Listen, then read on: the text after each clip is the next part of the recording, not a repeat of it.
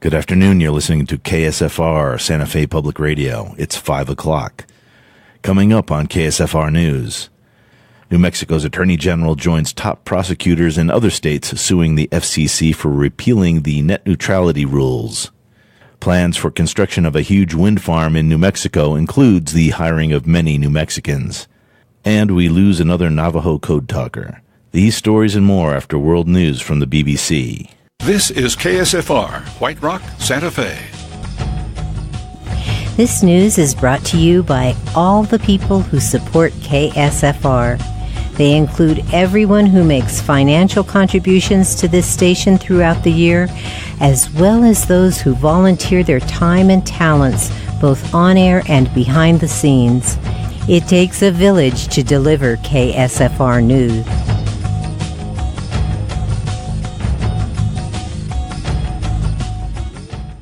Hello, I'm Julie Candler with the BBC News. Austria looks poised to become the only country in Western Europe to have a far-right party in government. The Conservative Austrian People's Party and its leader Sebastian Kurz have struck a coalition deal with the smaller anti-immigration Freedom Party, led by Heinz-Christian Strache. Austria's president has invited the two men to talks on Saturday about forming a new administration. The leader of the People's Party, Sebastian Kurz, said people had voted for change. It was important for us to establish a new political style in dealing with one another in Austria, and I believe we succeeded in doing that during these negotiations. We want to ease the burden on the taxpayers. We want to strengthen our standard, also to secure our social system. And above all, we want to make our country safer, also through the fight against illegal immigration. The Senate in Poland has approved two bills which the European Union says will undermine the independence of the judiciary. The bills will be sent to the President to be signed into law. Poland's governing party says it's acting to reform a slow and corrupt court system. Adam Easton is in Warsaw. The two bills would put the National Council of the Judiciary, the body that nominates judges in Poland, under the control of politicians. It would also force about 40% of all Supreme Court judges into early retirement. They would be replaced by new judges recommended by the newly politicised council. Human rights watchdog, the Council of Europe, says the bills would put the judiciary under the direct control of the governing Law and Justice Party and the President, a former member of that party. Opposition parties in Peru have submitted an impeachment motion against President Pedro Pablo Kuczynski, who's been accused of receiving illegal payments from the Brazilian construction company Odebrecht. He's denied the allegations. A senior UN official has given a damning assessment of the huge disparities between rich and poor in the United States, saying the current government's policies could make the situation worse. The UN Special Rapporteur on Extreme Poverty, Philip Alston, has just finished a 2-week tour of the US. More details from David Willis. The Special UN Rapporteur, Philip Alston, spent 2 weeks here meeting local and federal government officials and homeless and poor people to try to find out why more than 40 million Americans are living in poverty. And he says in his report that his visit coincided with a drastic change, as he puts it, in the direction of US policy on poverty, that the Trump administration's proposed tax reform measures will push this country even closer to becoming the most unequal society in the world. BBC News. This is KSFR News. I'm John Shannon. New Mexico's Attorney General is joining top prosecutors in other states suing the Federal Communications Commission for repealing net neutrality rules. The Associated Press reports that Democratic Attorney General Hector Balderas on Friday called the FCC decision an un-American attack on a free and open internet that will harm New Mexico consumers and families. Foes worry companies like Comcast, AT&T, and Verizon will either charge for fast service or cut speeds for content they don't earn money from. The companies say that won't happen. The lawsuit is being led by New York Attorney General Eric Schneiderman. The Republican-controlled FCC voted Thursday to scrap an Obama-era rule that guaranteed equal access to the Internet. FCC Chairman Ajit Pai, a former Verizon attorney, says his plan eliminates unnecessary regulation. Xcel Energy and its subsidiary Southwestern Public Service Company are seeking regulatory approval to build 2 new wind farms, one on the New Mexico side of the border in Roosevelt County and the other in Hale County, Texas. New Mexico Attorney General Hector Balderas announced Thursday that his office and clean energy advocacy groups have reached a deal to ensure New Mexicans will have a shot at being hired once construction begins.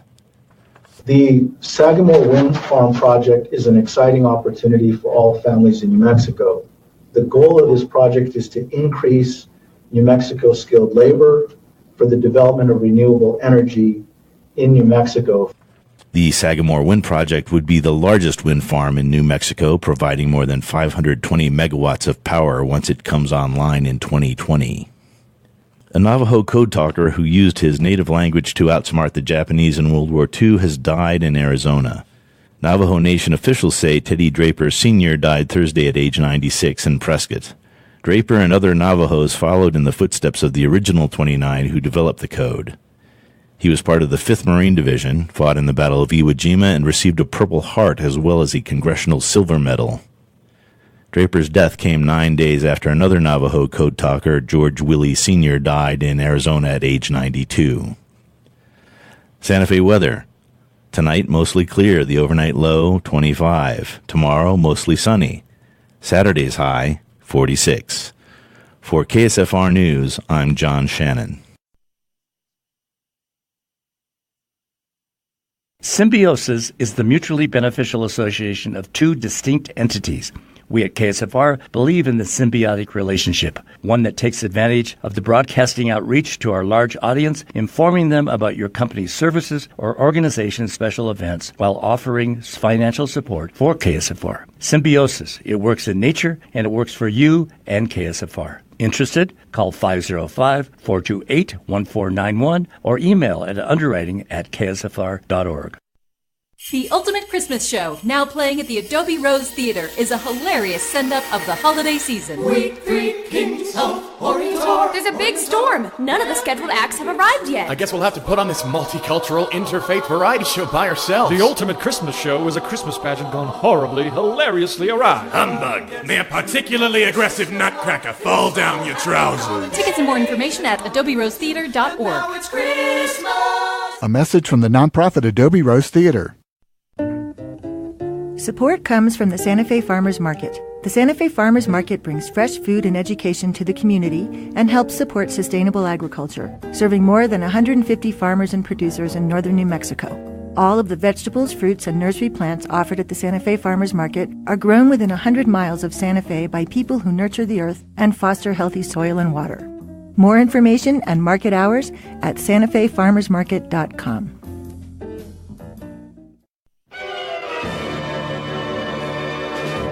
Talk to me. I love the things you say. Talk to me. Talk to me. That's right. Welcome, New Mexico, to Dialogue, KSFR's Friday evening call-in show, where the conversation starts with you. I'm your host, MK, and joining me is my co-host, the one and only Nigel, and here for a great show. That's right. And we have got a very special show for you today because we've brought in a truly extraordinary guest. In fact, I would go so far as to say he may be the most important person I have ever had the pleasure of interviewing. He's one of the nation's leading experts in psychiatry, and he's going to help us shed light on a very unfortunately grim topic, and that is the growing phenomenon of mass shootings. As you all know, we experienced one of our own last week in Aztec, New Mexico, that took the lives of 3 of our young people, 2 victims and the shooter himself. And not long before that, right here in Santa Fe, at one of our own local high schools, there were 3 students who were discovered to have been in the potential planning stages of a mass shooting of their own with an official kill list. 2017 was deemed the deadliest year for mass shootings in modern history, with 331 mass shootings in this year alone, and the U.S. leads the world in mass shootings. According to Scientific American, from 1983 to 2013, there were 119 mass shootings around the world. 66% of those were in the United States. The second leading country was Germany, where only 7 shootings occurred. Clearly, this is a prevalently American phenomenon. Of course, the prevailing question is always what drives a human being to this act. And while we want to blame it on one issue or another, one has to imagine that there are a variety of contributing factors, from guns to violent video games and clearly mental health. But there's one component you will often find left out in the conversation over mental health, and that is the potential role of psychiatric drugs. So we've decided to dedicate this show to exactly that topic and how these drugs can and in fact have played a part in some of these gruesome events. So the question is, why aren't we hearing about it, and what role can they play exactly? I'm going to step away for one moment right now because I want to play a rare clip that you will actually hear from CNN, Sanjay Gupta. And he's bearing testimony that these drugs are worthy of acknowledgement in their contribution to mass shootings. We still don't know much about the shooter who lived in this home, but there is something else to consider. What medications, if any, he was on. I'm specifically talking about antidepressants. If you look at the studies on other shootings like this that have happened, medications like this were a common factor. Now, I want to be clear, I'm not saying that antidepressants can't be effective, but people seem to agree that there is a vulnerable time when someone starts these medications and when someone stops. Could lead to increased impulsivity, decreased judgment, and making someone out of touch. None of this is an excuse, and it's never just one thing. None of these behaviors will fully predict or explain why. But soon again, there will be hindsight that might just help prevent another tragedy.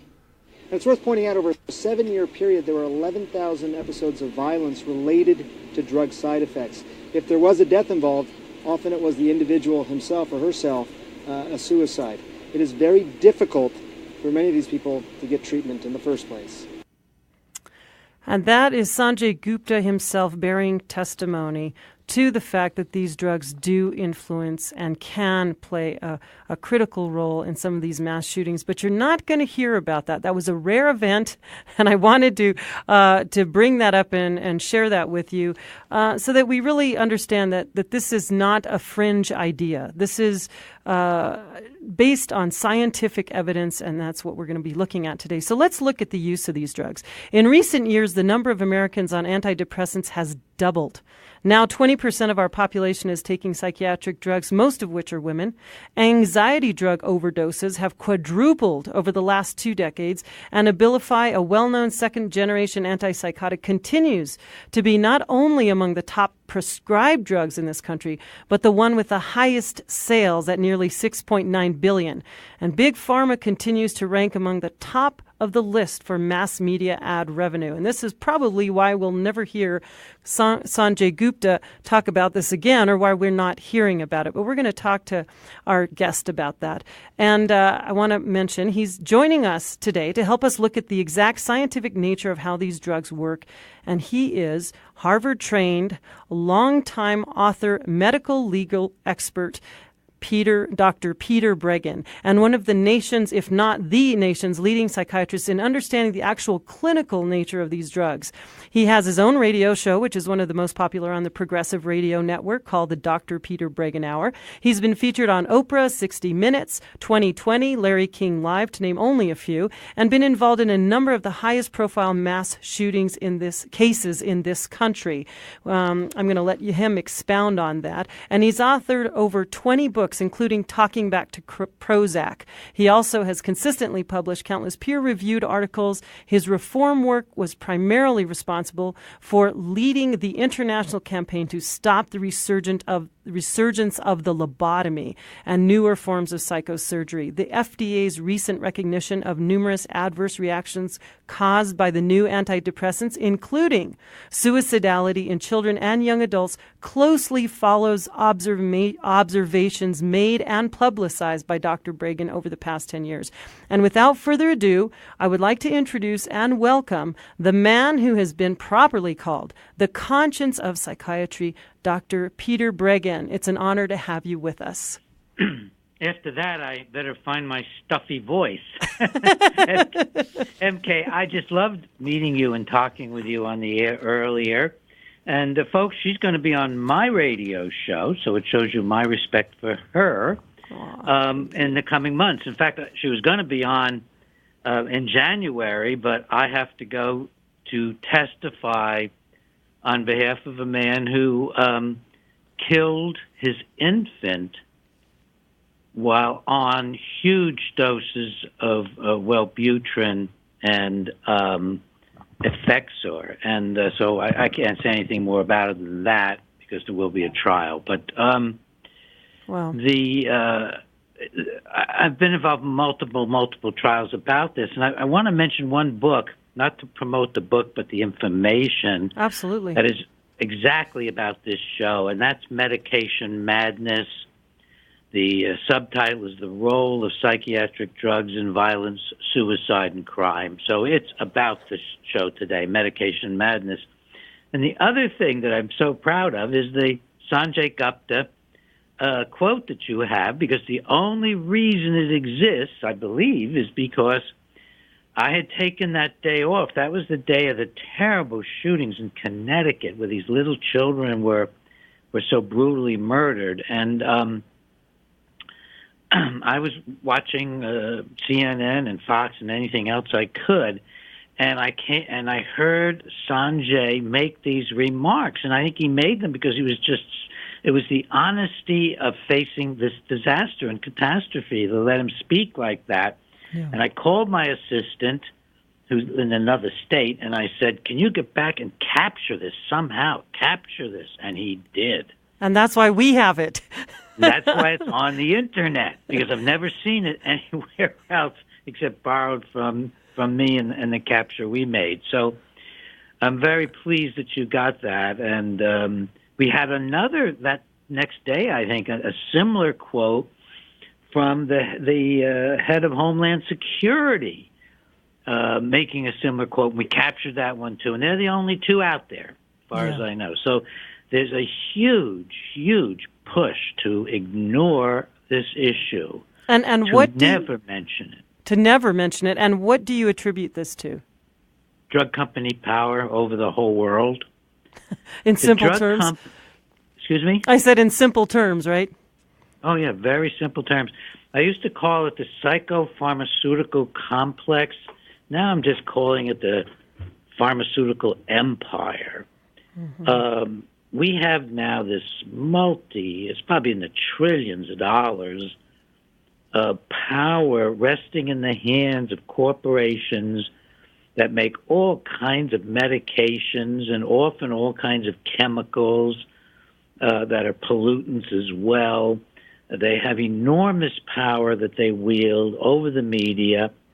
And in particular, ever since something that I originally favored, because I'm very libertarian, I favored people being able to advertise for medications on television. I didn't see any reason why not to do that years ago. But it is actually with the beginning of that, when psychiatric medications could be advertised on television and radio, that access to television and radio all but dried up to anybody who had anything critical to say. For example, you mentioned earlier that I'd been on the most powerful radio shows and television shows at the time, Oprah Winfrey 5 times or more. And just I've been on everything. You can't name anything I wasn't on. But once these stations started taking money from the drug companies, that began to dry up, not just for me, but for everybody. Because since I started it with my book Toxic Psychiatry, but in the early 90s, but since then, many people now have been doing great work. Peter Gertze who was a physician with the Cochrane collaboration, which actually tries to put out good, solid medical research, has been looking at the psychiatric research and is horrified by it. He's written a great book called Deadly Psychiatry. And he, too, is running into exactly what, even though he is a much greater part of the establishment, he, too, is running into the same horrific negation of his ability to get to the media, which is why I have a great website and a radio show and so on and so forth, because I've gone to the web, the internet, and put up all those videos on YouTube and so on, because that's what we have to do nowadays. Yeah, absolutely. And also, and it's interesting, I heard one of your interviews where you talk about the difference in media coverage via television versus radio, and how you've had just like millions of viewers on radio. They're not, have they shut you down on radio, or do you still have that audience? I mean, obviously you have your own radio show, but outside of that, in terms of... big radio has been mostly shut down as well. Wow. So that shows that I've been on in the past, not now. But this is not just about me. It's anybody who is critical of the psychiatric drugs. Our books don't get reviewed in the New York Times and other places, Washington Post. It's like this whole segment of criticizing psychiatry is forbidden to be expressed to the American people, and it truly is. It's quite a phenomenon. But the Internet has grown so strong. I mean, for example, I was the expert in another case that was driven by the psychiatric drugs that the press refused to cover, and that was the Michelle Carter case, the young woman, 17-year-old, who allegedly told her boyfriend to get back into his truck filled with carbon monoxide and kill himself. Yeah, the text by murder case, or murder by text case, right? Exactly, the text by murder case, which turns out that there's no documentation she ever said that. It's something she told a friend, texted a friend 2.5 months later, along with many other grandiose and guilty and upset and frightened things she said, because she was on antidepressants and so was he. So, but that was hidden from the media. That's another good example. Nobody I talked to who knows about the case knows she was on drugs unless they saw me somewhere. Now, we had that was such a fascinating subject that we did have a breakthrough. I had a whole series of commentaries on 2020 about the Michelle Carter case. So if it gets sort of fascinating enough, you can have a bit of a breakthrough. And I was on HCN, which is an affiliate of CNN that is broadcast around the world. But Doctor, I just wanted to ask you quickly. Yes. Sorry, I just want to ask you quickly. In terms of the media shutout and control and everything else, do you have any experience around the world, like in Europe, the UK, Germany, France, the other countries there? Because the media being so controlled and centrally owned, at this point, I mean, is a very American phenomenon. I know, I'm from Canada originally, and they have much tighter controls over media ownership and so forth. I would say I've been more shut out in Canada than anywhere. Really? In North America, for sure. I used to be on Canadian radio and television all the time. I've been an expert in Canada in really groundbreaking cases in a number of fields, and they get very little coverage. About psychiatric drugs, and one of them a mass suit to stop the drugging of the elderly in Canada with antipsychotic drugs. It got no publicity, and I've been the expert in the first tardive dyskinesia case, had horrible abnormal movements caused by the antipsychotic drugs. They didn't get anything there. But go back to the 70s when I was doing anti-lobotomy campaign. I was in Canada speaking at universities sometimes and speaking on some of the top radio and TV. So the shutout has been virtually around the world.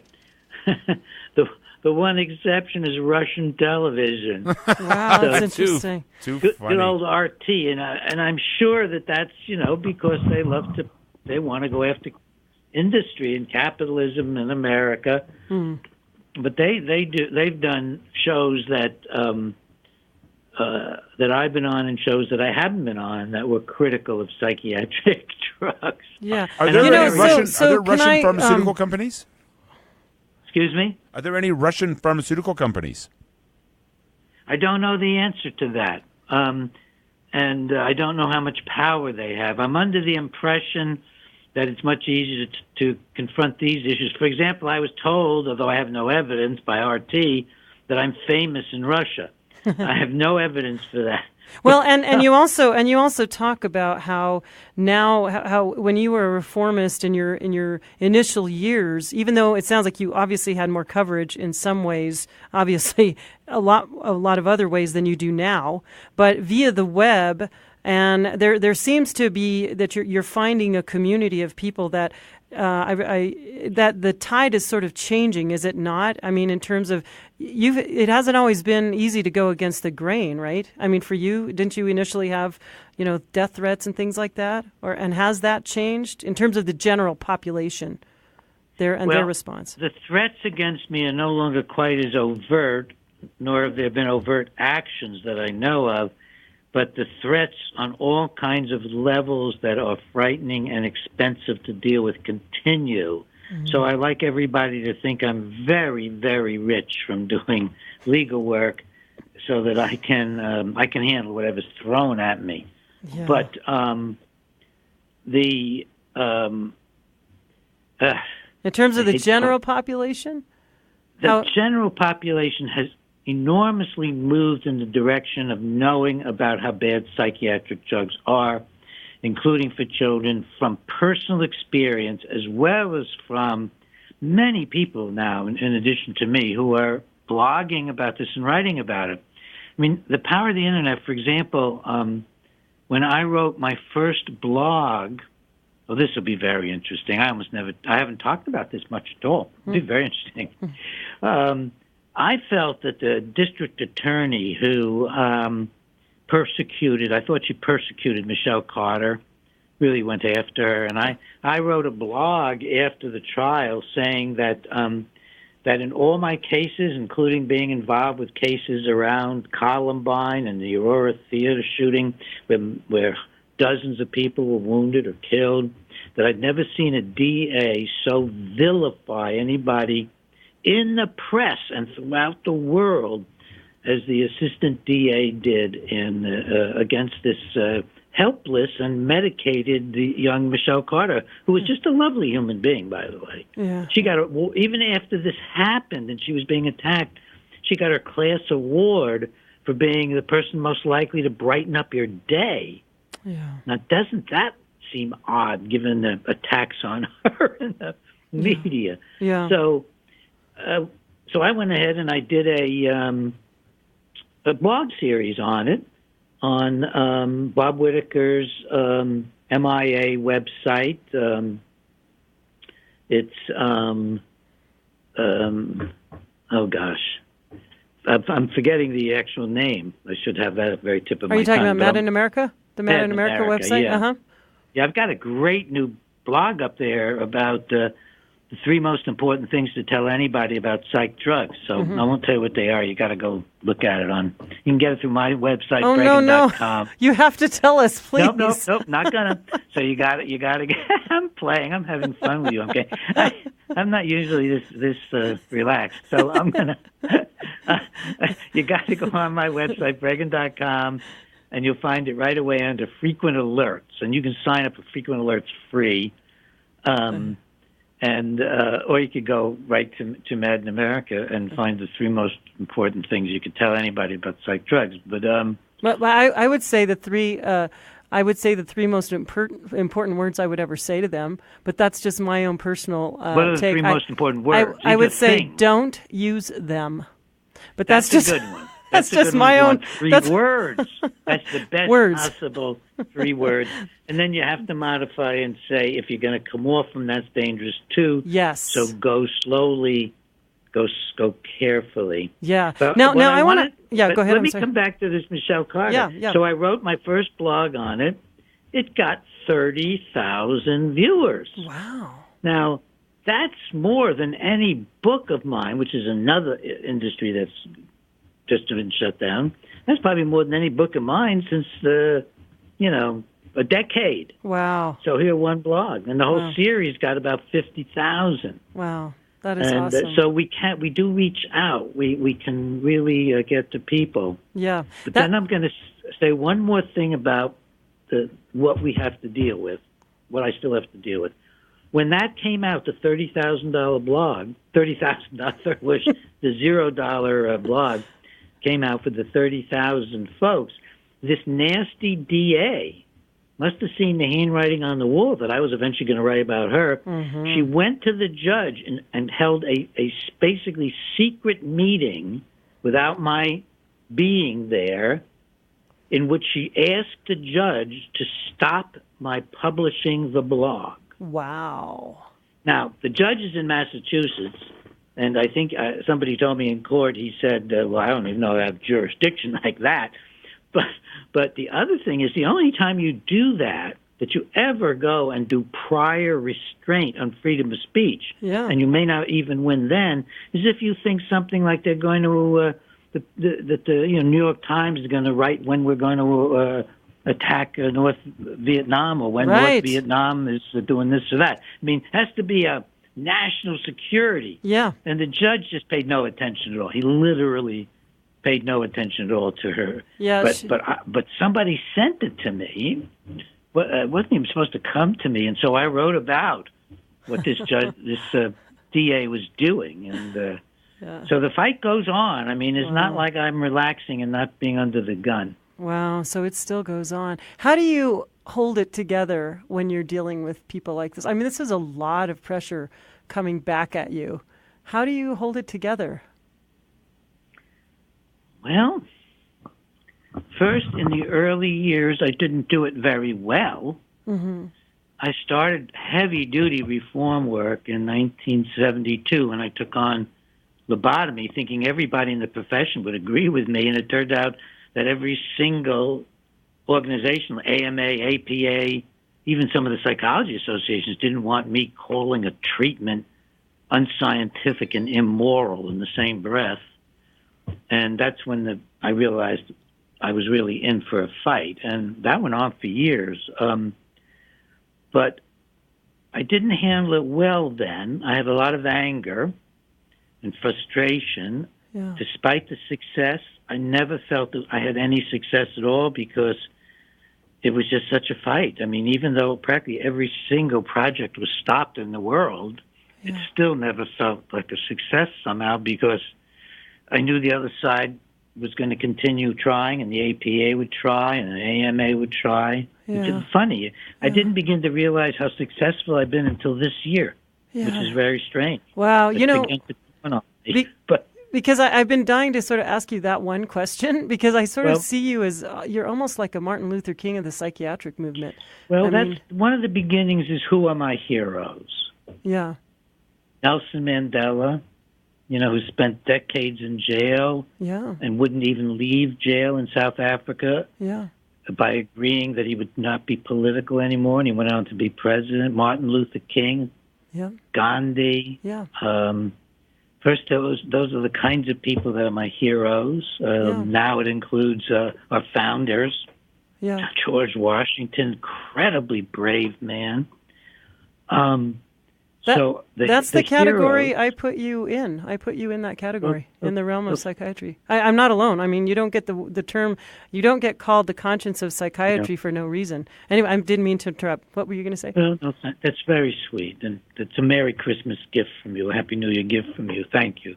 But then, and this could be really important to the folks who are listening. It could be important for your new year and how you live from now on. I decided to give up being angry at them. Mm-hmm.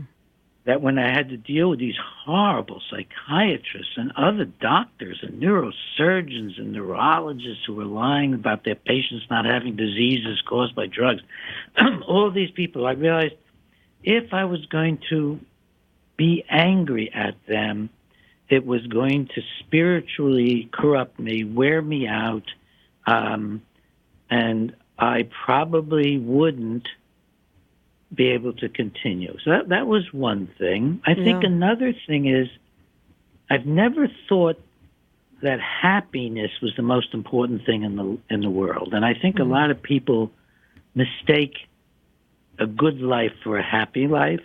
Yeah. Being happy is a gift. It comes along. It doesn't come along. It depends on whether you find your soulmate to, I think, a great extent. Depends on your health. I've always believed since a kid, and I can't exactly tell you why, but I've always believed that you should live by your principles, not by success. I never expected to be as successful as I've been in the reform work, so not by success. I never expected to be anywhere near successful in probably anything, but to live your life by the principles you believe in, and that seems to help. And then the next two things that have helped me in the recent years. Well, I didn't have ginger in my life until 1984 or 5. Mm-hmm. So for that first decade, I was lonely. Yeah. That was the worst of it. Was probably the lonely, worse than the attacks, because you get so isolated. Yeah. But two things that are really important to me. When I was a young man in the 50s, I was the class agnostic. I was the guy who didn't believe in God. And that was pretty radical in the 50s. I mean, people didn't think that way. Right.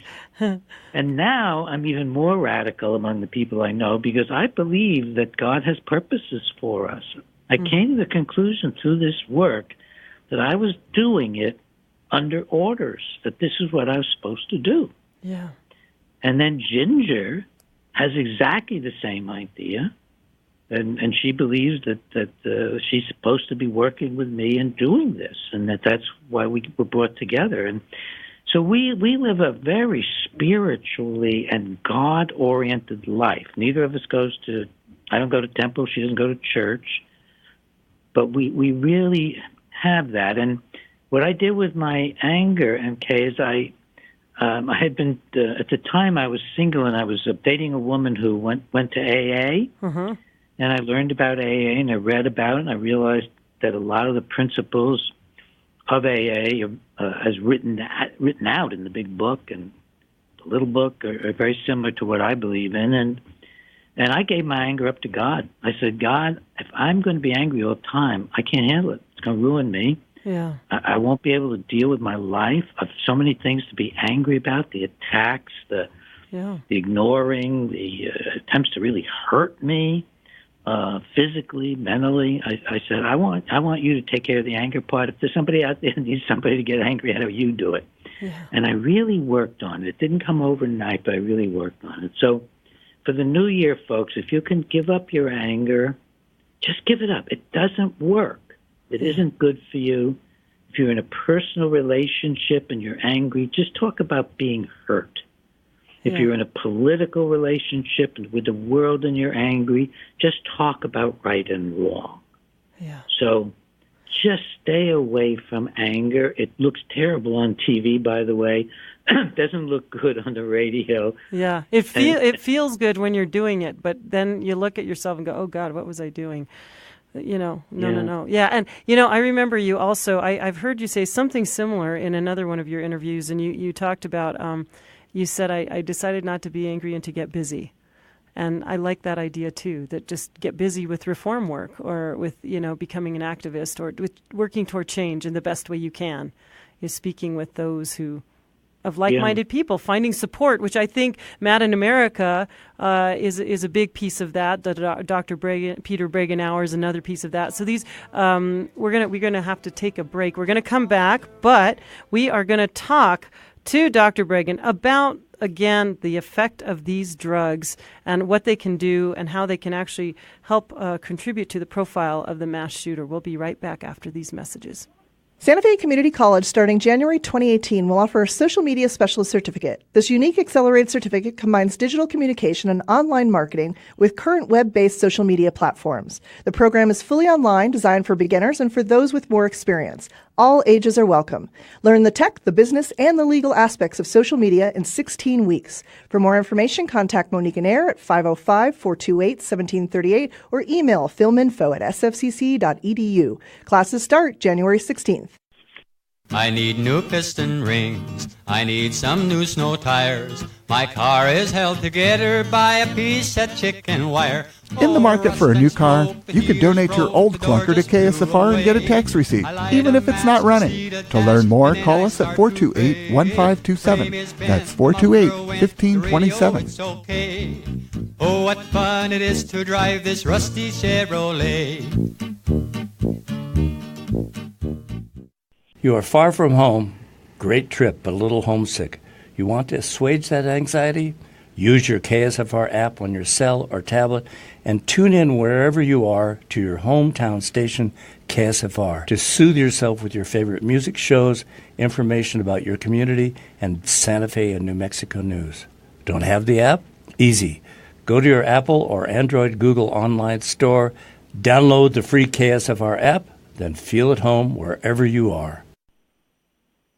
For many reasons now, going to a psychiatrist, probably the most dangerous thing you can do in the Western world, other than, do something illegal. And that quote comes from Dr. Peter Breggin. He's our host for this show today, and we're talking about the role that antidepressants play in mass shooting.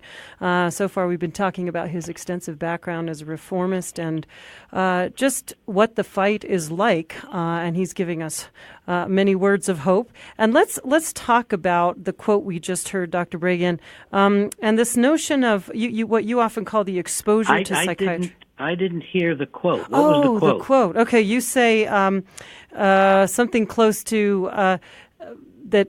Going to a psychiatrist won't be one of the most dangerous things you can do in the Western world. Yeah. That's legal. Yes, well, I've said that in various ways many, many times. Yes. And can you expound on that and why you think that? Excuse me. Well, a person who goes to a psychiatrist, particularly a psychiatrist because they have the reputation of where you go when you're in most serious trouble. Mm-hmm. So you're already in serious trouble, which means you're feeling kind of helpless and you're feeling kind of upset and you're feeling like things are out of control. And you go to a psychiatrist, and instead of the psychiatrist saying, hey, you're a good, solid, normal person who's been through a lot of stress and difficulty, I'm confident you and I can find ways to empower you so that you can take over your life. You don't have to feel helpless anymore. And in fact, let's work on even your language so that you begin to talk about yourself in a different way. And we're going to look at how you got to feel helpless and what it's like to just get past that. And when I do that, almost always as I work with the person, they're feeling a lot better after 1 hour. They're not over their life troubles, but they found somebody who's going to coach them, help them, understand them, give them some therapy around growing and empowering themselves. I'll even talk about love. I'll say you've shut down on love in your life, and we'll work on that. And I sort of tell them what I think is going to happen, which is not that they're going to get over an illness because they don't have one, but they're going to just improve their life and take off. That's my goal. And normalize. You sort of normalize their feelings. Or the feelings are inevitable. Many of these people are inevitable after what they've been through. Mm-hmm. Now imagine the alternative of the psychiatrist. You go to the psychiatrist and you tell him, I feel like my life's out of control. And he says, well, of course it's out of control. You have a biochemical imbalance. Not only is he lying, because there is no such thing, he's taking terrible advantage of somebody who has nothing wrong in their brain and telling them they do, which makes them helpless and dependent on him. And the psychiatrist is especially taking advantage because that psychiatrist 99.9999% of the time is going to give a drug to the person, and that drug is going to cause a biochemical imbalance, which the person will not be told. That person won't be told, I'm giving you a drug that will give you an alternative reality with distorted biochemical reactions in your brain and harm to your brain cells. So it's a tremendous taking advantage of the individual. On top of that, as we look at all of the drugs, they do not work any better than placebo, and sometimes worse because they cause so many problems. So they'd be better off just being given hope, which is what I do. A placebo is hope. I give hope. I don't have to give a fake placebo pill. I'm giving the real thing, giving hope. I've never said it that way before, and I think that's a really good way to look at it. And all psychiatric drugs are harmful, and over time, they're going to wear down your brain. And you need to try, if at all possible, to get off of them with careful supervision and a good social network, because they're neurotoxins and they're not good for your brain in the long run. And there is not a single study of any merit that shows long-term help from any psychiatric drug. No. And the short-term help is pretty much blunting your emotions or giving you an artificial high. I was going to say, what do you say to... First, I want to make sure and distinguish your specific specialty, because you talk about being a clinical psychiatrist, which is different than somebody who goes and studies animals or... I mean, in that you have a specialty where in clinical psychopharmacology. Yeah. So can you tell us exactly what that means so that people understand that when you're talking about this, you really know what you're talking. You're talking about the human consequences. Can you tell us? Yeah. Well, in addition to being the standard sort of psychiatrist, where I'm a medical doctor with, in my day, we got an internship and 3 years of psychiatric training and the 2 years at the National Institute of Mental Health after that. I've spent my life writing dozens of articles and more than 20 books, most of which deal with clinical psychopharmacology. That is the effect of psychiatric drugs and other psychoactive substances on the brain and the mind. So it's also alcohol, and it's also a lot of drugs that affect the mind and can make people even suicidal. And these are the real life consequences, not studies in a lab with rats or chimps or what. These are the studies that are done this is the consequence of real life use of these drugs. Yeah, I'm doing my work with people rather than animals, but I also enormously cite animal studies. But I'm not a laboratory person. I'm a living being with other living beings who's worked since he was 18 years old as a volunteer in a state mental hospital with human beings in distress. Now, and what do you say to people who say, but these drugs, there's lots of professional therapists out there and psychiatrists, as you know, I'm sure, well aware of, that believe that these drugs are correcting a chemical imbalance. Now, why are they misinformed that way, number one? And then number two, what do you say to all the people who say, well, I don't even care. These drugs saved my life. I am alive because of these drugs. Yeah. Well, first of all, there is no way for somebody to know they're alive because of drugs, because life keeps coming at us and life keeps changing. And a lot of people who actually say they're alive because of the drugs may be alive because of the hope of the drug. Because it's not that the drug doesn't do anything. Drugs and placebo will help about a third and sometimes a half of people, just from the placebo effect. I was going to say, haven't they found that the placebo effect and the actual drug effect runs at about the same rate? It runs at about the same rate. In terms of effectiveness. So, I mean, essentially, you could give everybody placebos and get the same results, couldn't you? Without causing the harm. Well, you get much, yes, that's right. Okay, you get much better results. But if you actually give the person a drug as a placebo that gives you side effects, like a drug that's going to give you dry mouth, but it doesn't have any big psychoactive effects, it will outperform the psychiatric drug. Wow. Because it's a placebo that convinces the doctor and the patient that it's a real drug. Wow. So the doctor and the patient both rate themselves as rate the patient as improved. Furthermore, most of these damn studies, and they're horrible studies. First of all, they're 4 to 6 weeks long. Recently, a new amphetamine mix, long-acting Adderall, was approved by the FDA after 3 weeks. Wow. I mean, so that's meaningless. That means nothing about whether it's going to help you or not, and what the adverse effects are. So, and let's talk real quick about those adverse effects. What are they in terms of what have you seen in long-term use? Well, there's a common final pathway for all psychoactive substances. So whether you are smoking marijuana or whether you're taking enough alcohol to be deeply affected by it, or whether it's any psychiatric drug, or whether you're doing street drugs, as long as you're taking a psychoactive agent with a certain degree of potency that it will affect you, over time it tends to lead to a flattening of emotions, a loss of interest in oneself. Marijuana, very controversial. But, back in the 60s, the term deadhead was created. Mm-hmm. And it wasn't for nothing that it was created. And brain shrinkage, right? Many of the drugs actually harm the neurons so badly that they die.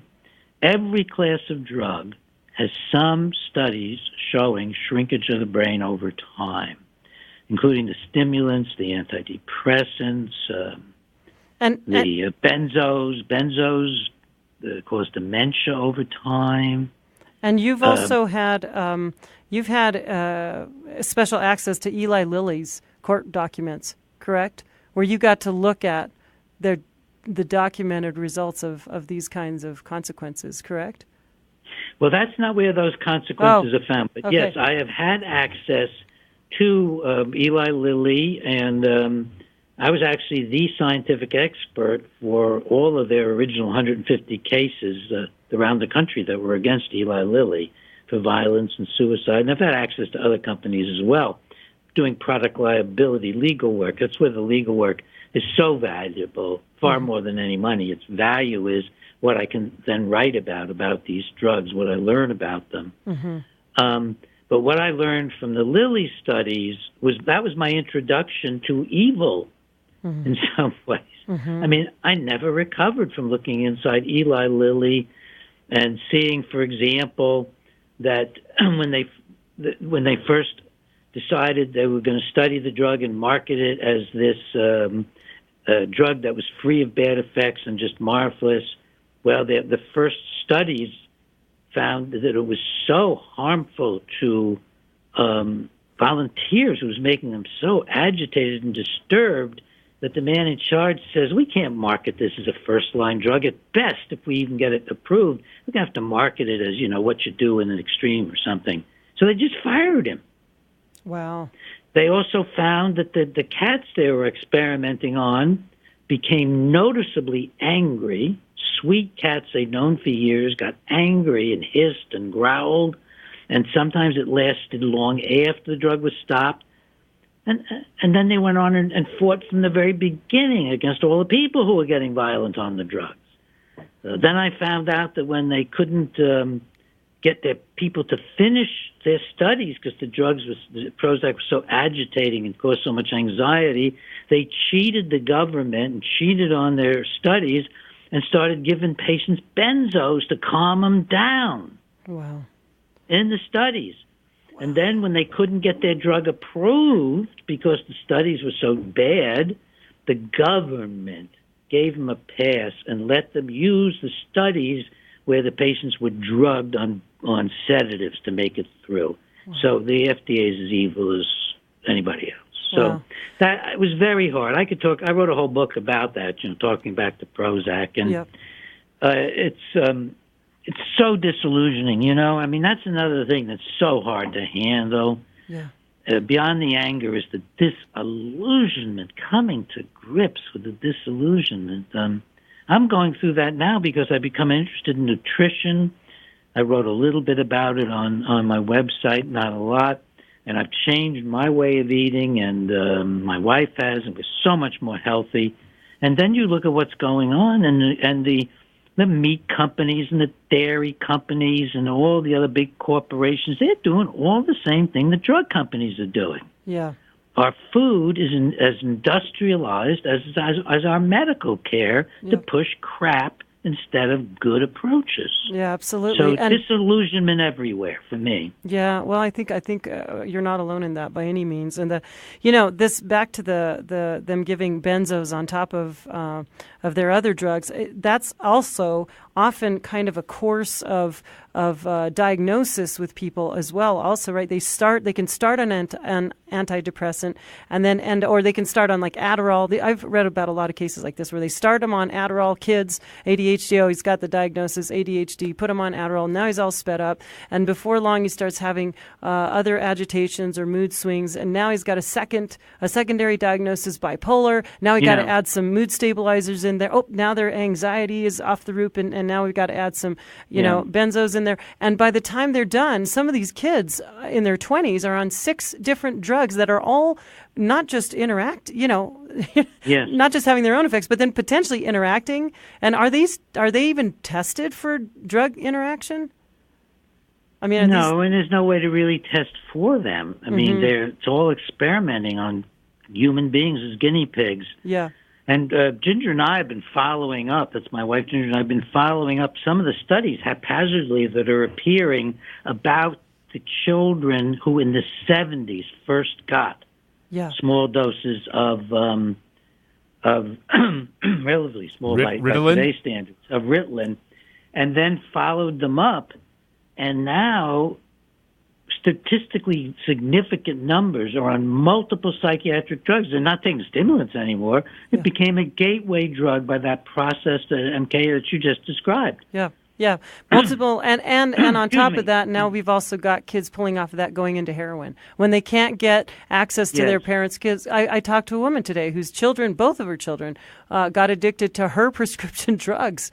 And then they pulled out, she ran out of them in the cabinet, and then they turned to heroin. So this opioid epidemic, I think, is even potentially tied into these drugs, not just the muscle and relaxants, but the antipsychotic drugs that were, I want to... MK, let me redirect something, which I'm sure you're going to like, which is you kind of advertised the show as being around mass murderers. So let me make a few remarks on that. Yeah, so you know what, Dr. Breggin, let me tell you real quick. We have about 4 minutes. Unfortunately. Okay.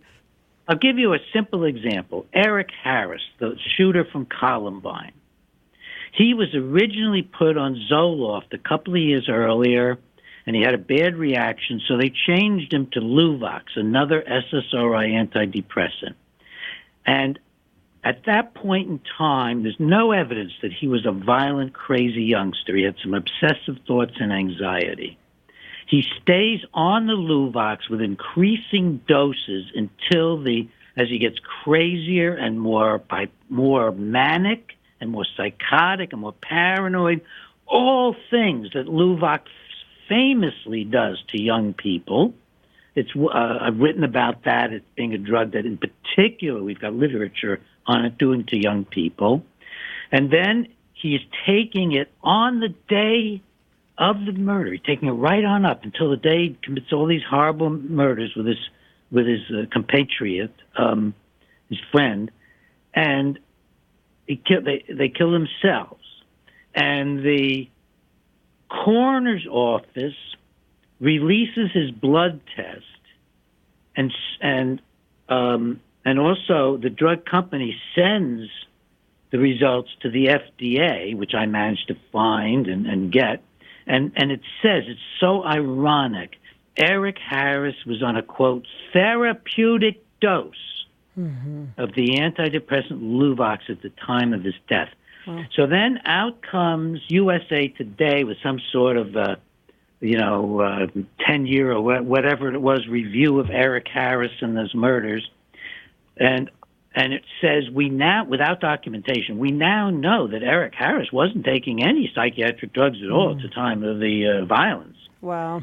So I write him and I say, well, look, here's the FDA ID number, here's the all the materials.